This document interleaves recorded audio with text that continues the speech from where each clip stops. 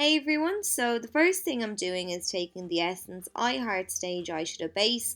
I always take my foundation across my lid, so I only need to use very little of this base because the foundation has covered up most of the discoloration in that.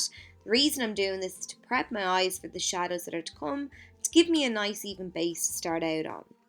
I've just used a cream product, so if I don't put a powder over it, it's going to slip and slide and cause the eyeshadows to crease and fade throughout the day. So to prevent that, I'm setting the base in place with a light amount of powder. Now I'm taking this Wet n Wild palette. It's got absolutely everything I need in it to create today's makeup look. What I love about this palette is that the shades are labelled so you know exactly where to place them. The first shade I'm taking is the lightest shade in the palette and that goes under the brow bone. I'm taking a C-shaped brush, patting this directly underneath that area, and it's going to give a nice lift to the brows. Next, I'm taking this matte brown, and this is our transition shade. So I'm actually taking this into the crease of the eye, which is that space that's above the lid, halfway between the lid and the brow bone.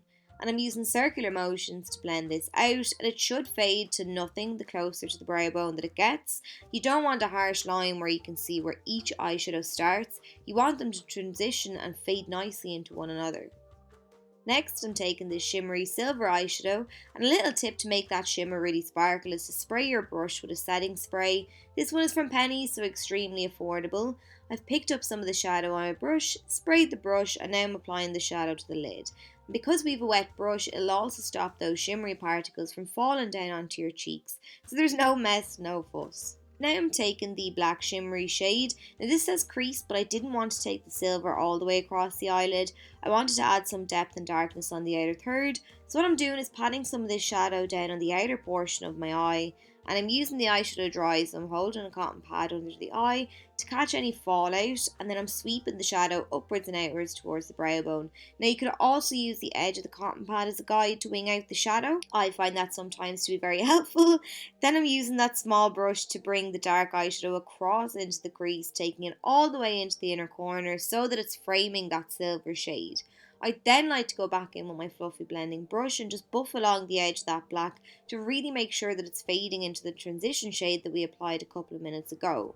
With blending though, you can lose some of the shadow's intensity, so I'm reapplying that brown eyeshadow now to make sure that can still be seen.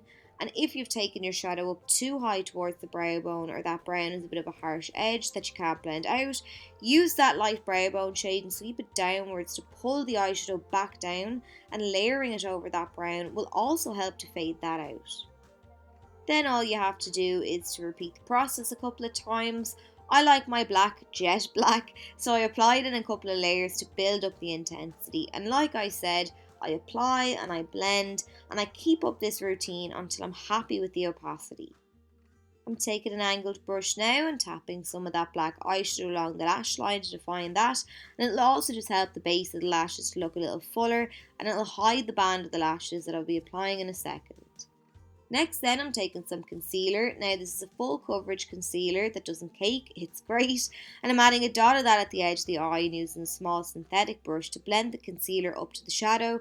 And as you can see, I'm sharpening up that line. So if you're not good at freehanding that kind of winged out shape, you can basically cheat here. I pull the shadow into the shape that I want, and then I pat over the area with my fingers just to melt the concealer into the skin.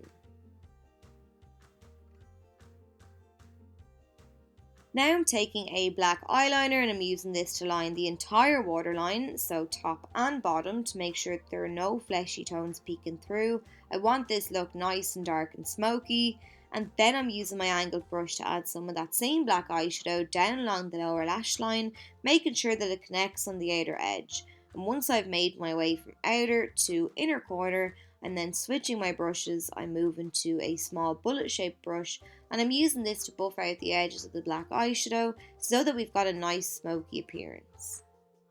Then I'm finishing things off with some lashes, nothing too dramatic, and if you're only starting out with lashes, the Kiss ones are great because the band of the lashes is thin and flexible, so it makes them really easy to apply. Now I'm taking this new Wet n Wild mascara and I'm using that on my top lashes and also my bottom lashes, and applying it to the top lashes will help them to just blend into the false ones that bit better, and then that's it. So I hope you enjoyed the tutorial. If you do, please let me know and I'll catch you all soon.